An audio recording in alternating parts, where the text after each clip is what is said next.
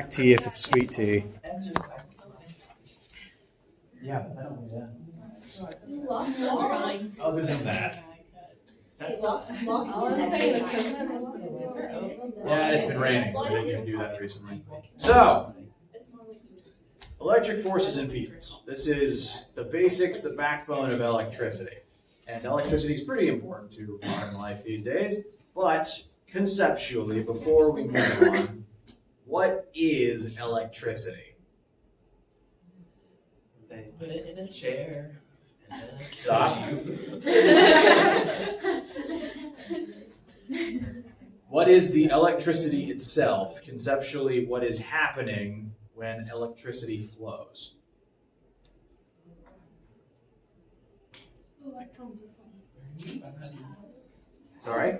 Electrons are flowing. Electrons are flowing. Very good. So, electricity is specifically what we look at when electrons are moving, not even just moving, but electrons are affecting the environment. And we are mostly studying electrons here because their counterparts in terms of being electrically charged, protons, kind of can't go anywhere. So right now up on screen we have the 3 subatomic particles that make up all known regular matter, ignoring dark matter and antimatter for a minute. And so which 2 of these things live stuck in the nucleus of atoms? Protons and neutrons. So we're doing a tiny bit of chemistry real quick this morning, although chemistry borrowed all this from physics.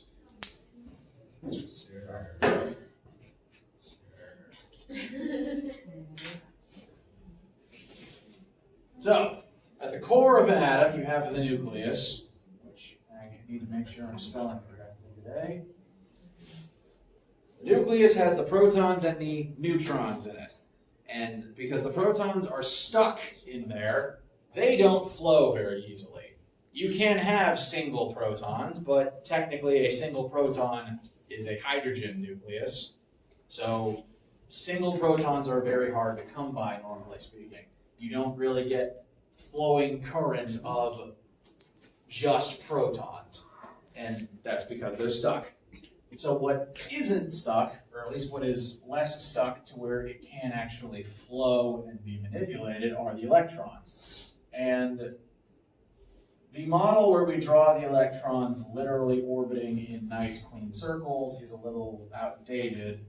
We know that they do not orbit in actual perfect circles like moons around a planet.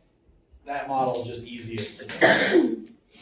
So I have drawn representationally electrons orbiting around the center nucleus of an atom, and because the electrons are in the electron cloud, they are not bound, they are free to come and go roughly as they please. So they can jump between different particles, and that jumping between particles forms the backbone of current electricity.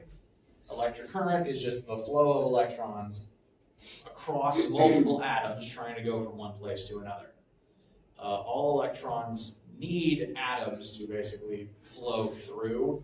You can't really have electrons moving through empty space. They have to go by skipping through the orbitals of atoms as they go.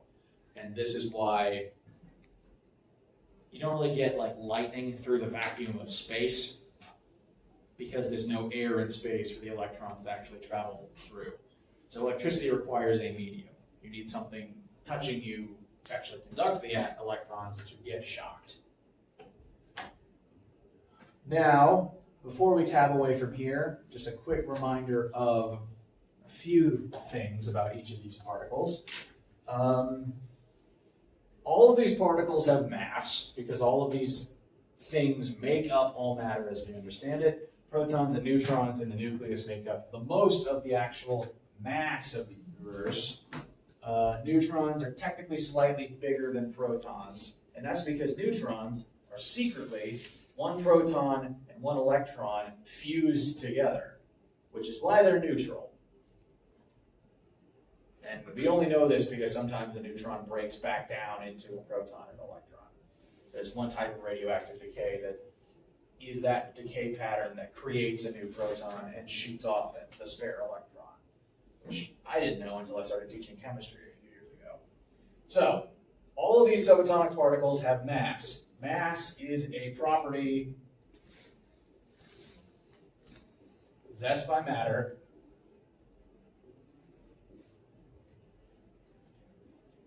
It is measured in units of grams.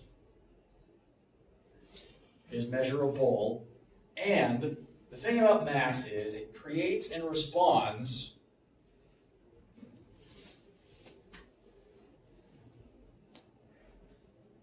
to gravitational fields.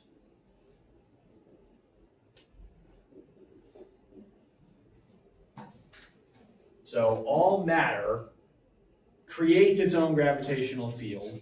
You all have gravitational fields.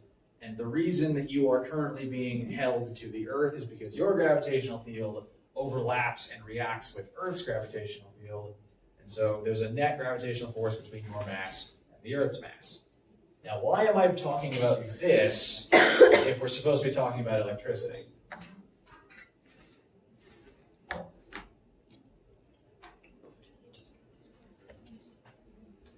Because without mass, the electrons wouldn't be able to orbit that the nucleus, or we wouldn't be able to predict the flow of electrons.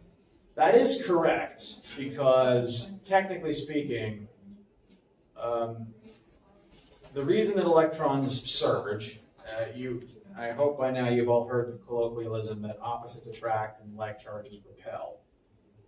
We're going to get into the math of that later today, and that's due to the electric force. There is a force between charged particles, and that force wouldn't really affect things without mass, because force on mass creates acceleration. So you're not wrong. Because these particles have mass, they respond to the electric force. The thing is, the electric force acting on mass is very, very similar to the gravitational force acting on mass is very, very similar to the electric force acting on charge. So we have our subatomic particles. They all possess some amount of mass. All matter has some amount of mass. But in addition, all of these building blocks also possess inherently some amount of charge. And charge is just another variable, another thing that these objects can possess. So in addition to mass, objects, subatomic particles, can possess charge. Charge is just another trait of matter, like mass is. It is a measurable quantity that these matter units can possess. They have matter and they have charge. So charge is another property, a property possessed by matter.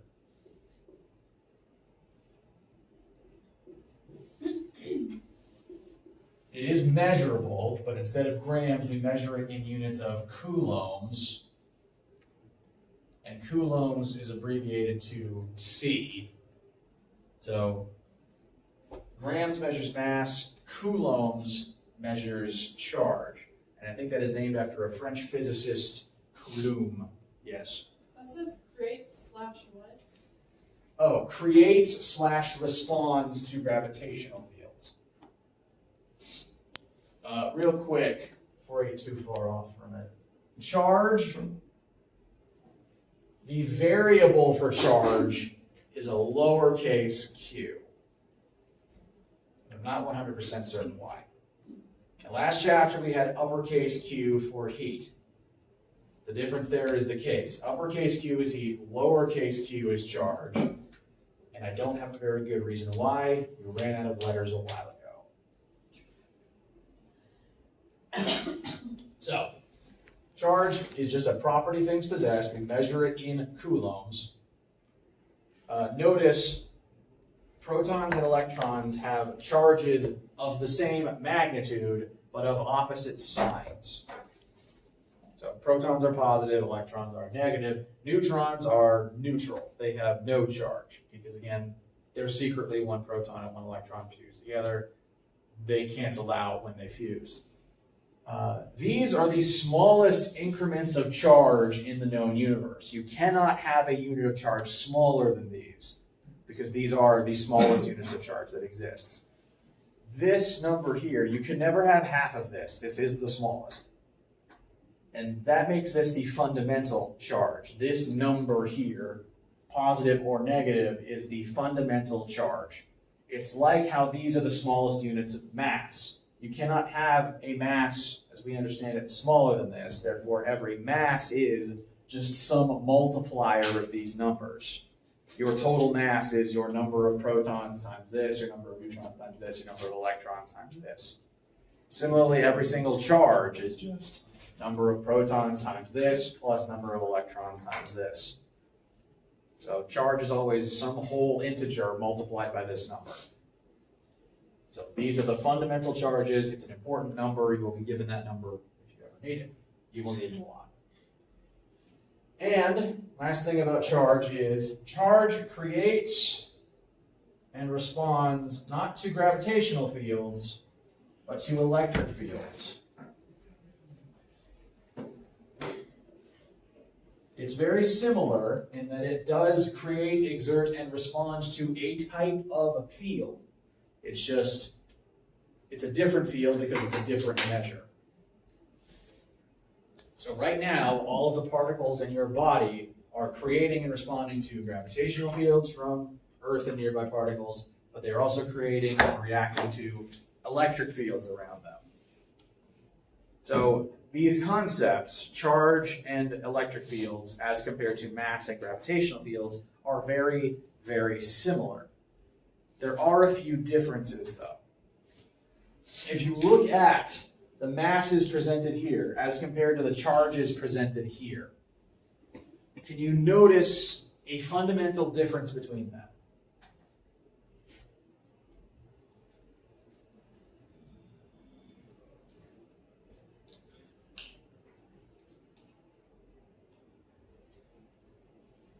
Electrons are much lighter than protons.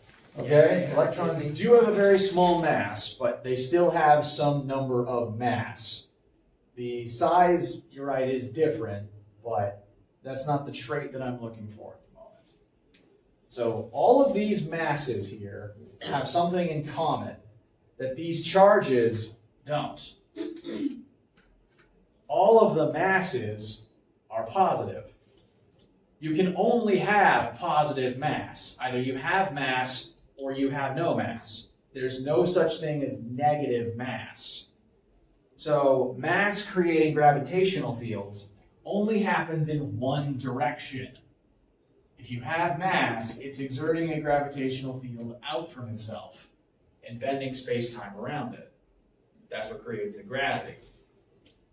There's only one sign for mass. And that means that the gravitational force only goes in one direction, inwards, attractive. We do not currently have anti-gravity that points outwards. All gravity pulls mass closer together. Meanwhile, you can have two different signs for your charge. You can have positive or negative, which means that electric fields can go in two different directions. Positive charged protons exert electric fields out from themselves. Meanwhile, the negatively charged electrons pull electric fields into themselves. And these two separate directions, the two separate magnitudes, are the reasons why electric forces can attract or repel. The same way magnets do. Magnetic fields work the same way. Unlike gravitational fields, you can have a positive or a negative magnetic field.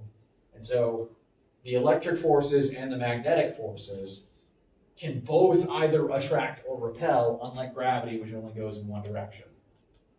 So they are similar, except for this fundamental difference. And because they're similar, some of the math that we're going to be doing ties back into previous math, and I'm just going to be drawing comparisons throughout the rest of the chapter. Sound good so far? Okay. And the attractive and repulsive forces between objects with charge is what forms the backbone of electricity.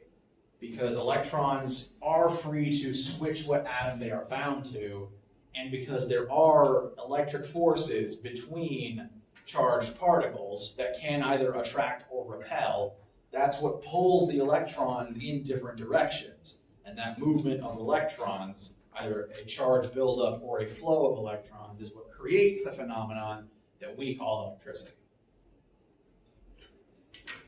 which I will now demonstrate. So, who has been looking at this thing so far? I might have glanced at it. Okay, that's fair. I haven't acknowledged it yet, so you haven't had much reason to be suspicious. That object is called an electroscope. There's lots of different models, but the way this one works is this metal ball up here responds to electric fields, and it is connected just through wires and metal and circuit to this aluminum piece in the middle here. That piece has a brass pin through it that connects it to this aluminum rod, which is free to rotate about that brass pin. Now this is a highly scientific tool known as a piece of PVC pipe. And this is another highly scientific tool called rabbit fur. And I'm just using the rabbit fur on this piece of plastic. Why do you think I'm doing this? Static electricity. All right, static electricity. I'm trying to build up a negative charge on this object. And when I do that, and I bring it near the electroscope, what do you think is going to happen? It's gonna show little shockies. Little shockies? Okay. I hate to disappoint, there's not actually going to be any shockies. There will be no visible sparks. If this works properly, though, you will see something. Okay. It's not going the right way, so I'm going to have to cheat a little bit. Come on. There we go. Ooh.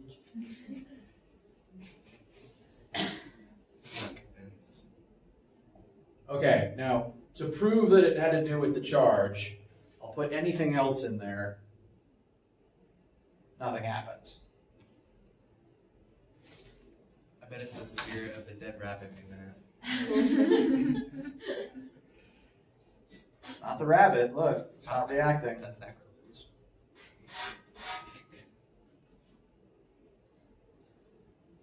So, scientifically speaking, the heck just happened?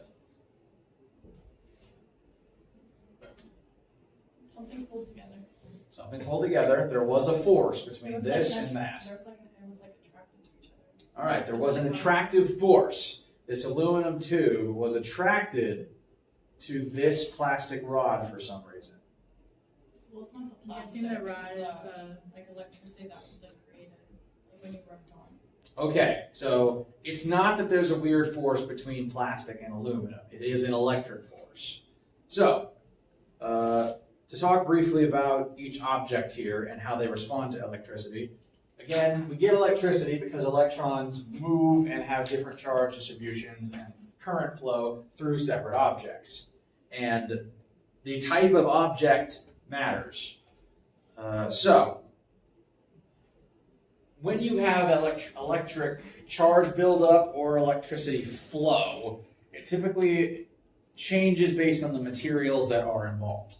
Some materials are conductors, which means that electrons are free to move through and into and out of that object.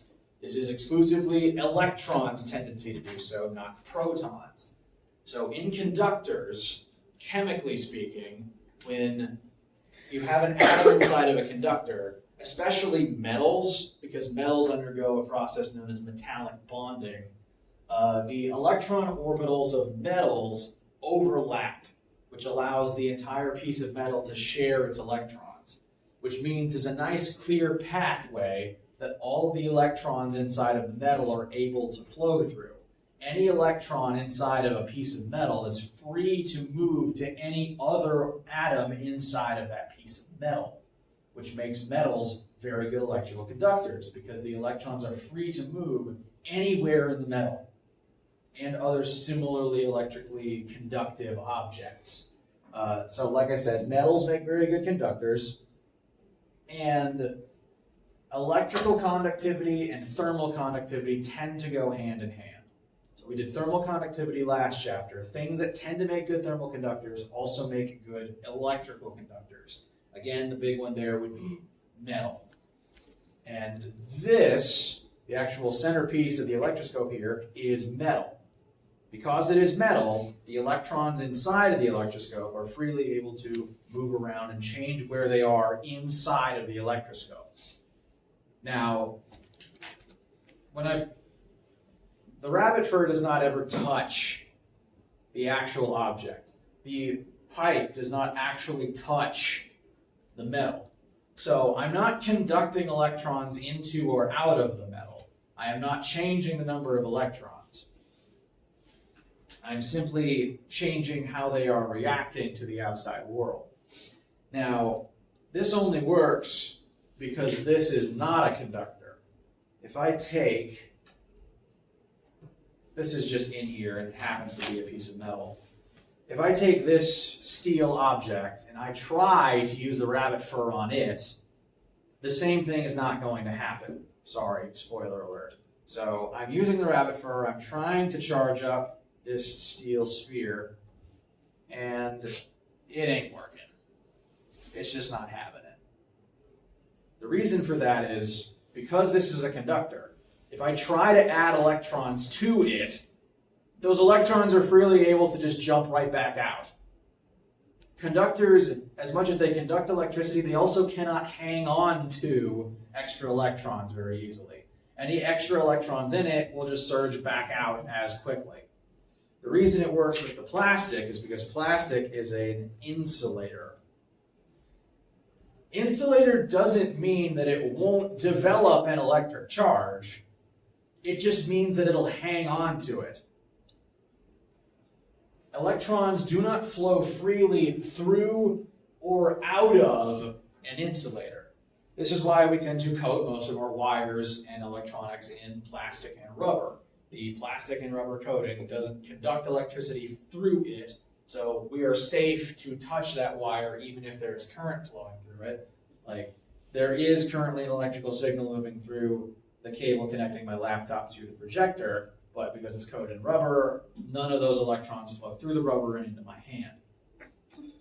But that also means that if the object acquires a negative charge, if it has an electron buildup, it's more likely to keep it. If it does gain extra electrons, they're stuck, at least for a while.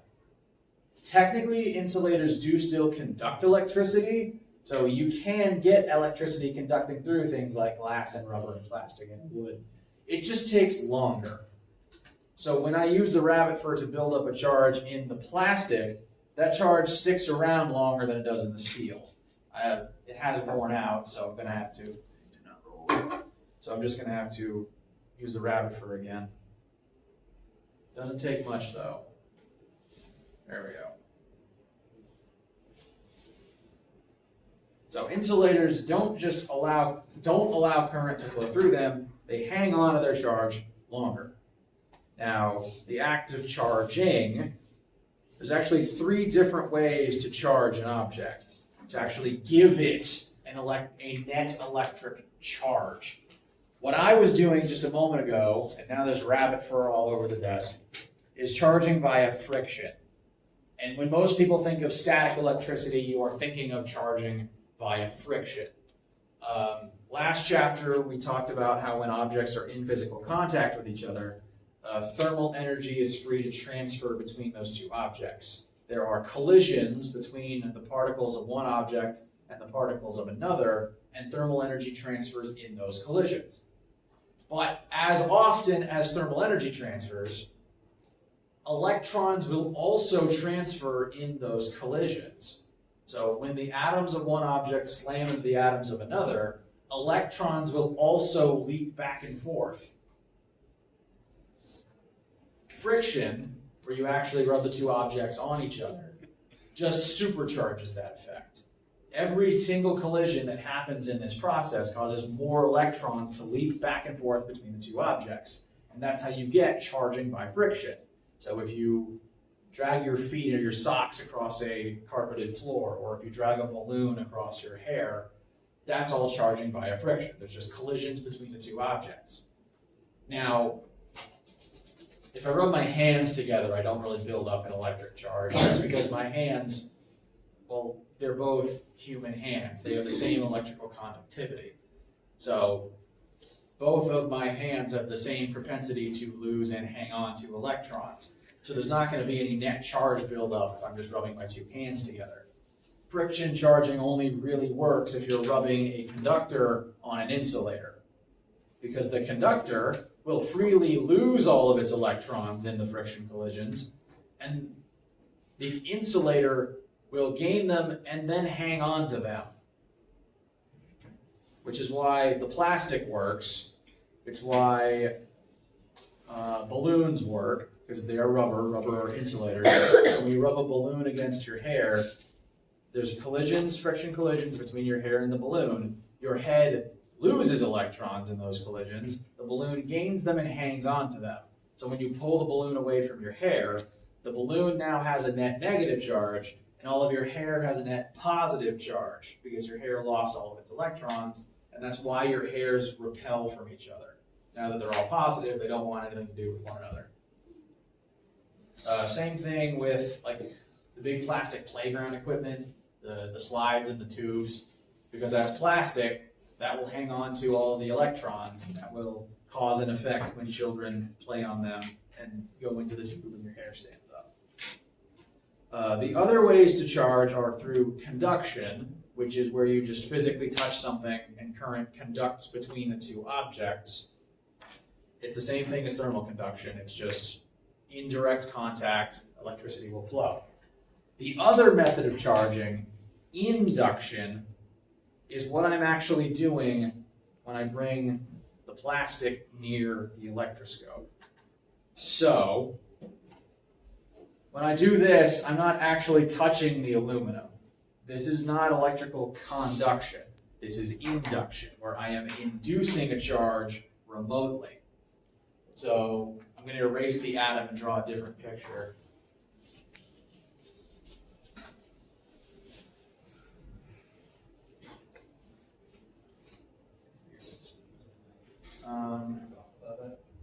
I'm going to use green to represent the aluminum tube at the center that is actually doing the rotating. So this is the aluminum tube. It has a pin through the center that it rotates about. And brown is going to represent the plastic. So that's the plastic rod that I am bringing near the aluminum tube.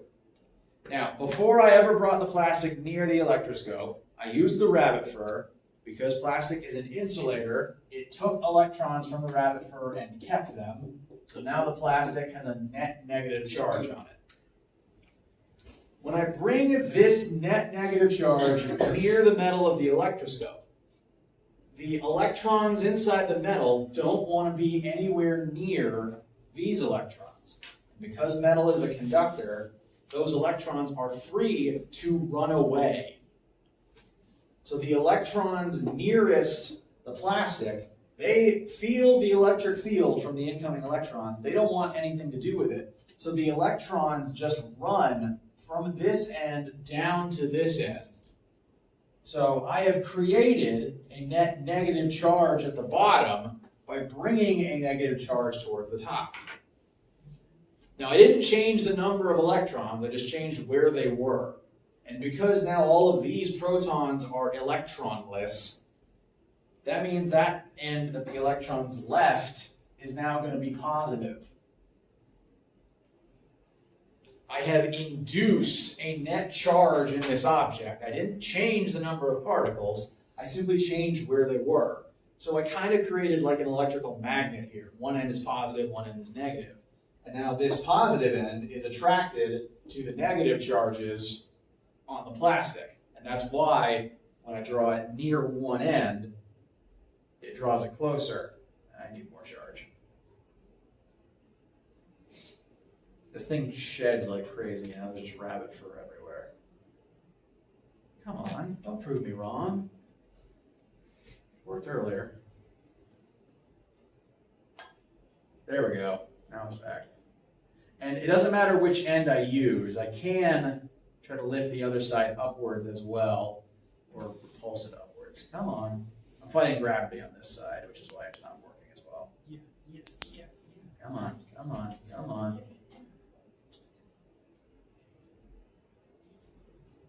Eventually I'm working against gravity, so gravity doesn't want to play nice. So induction is inducing a charge remotely, no direct contact. If I was to actually touch the plastic to the aluminum, then current could actually flow. Then it would be conduction. But until that happens, it's actually just induction. Any questions so far? Okay, so those are the methods of charging. Now, the last thing I'm going to show you guys today is the first formula that we're going to use, and we'll pick up with examples of it next time. I just want to show it to you so that you have seen it and you can think about it and not panic when you see it again. First, though, again, rabbit fur, I want to clear up a common misconception. We're going to spend the next couple of months talking about electricity, so it's important to go ahead and try to understand the two types of electricity. Very good. I heard Ryder say the word static. We have static electricity. That's the type that, you've all interacted with what we call static before, right? Now, separate from static, we have a different type of electricity, and this is what actually runs through your walls and through your electronics, called current electricity. The difference here is electric current, like the name implies, is the flow of electrons. Electric current, like a current of water, involves a flow. The electrons are actually moving where they are. Static electricity, the electrons don't actually move.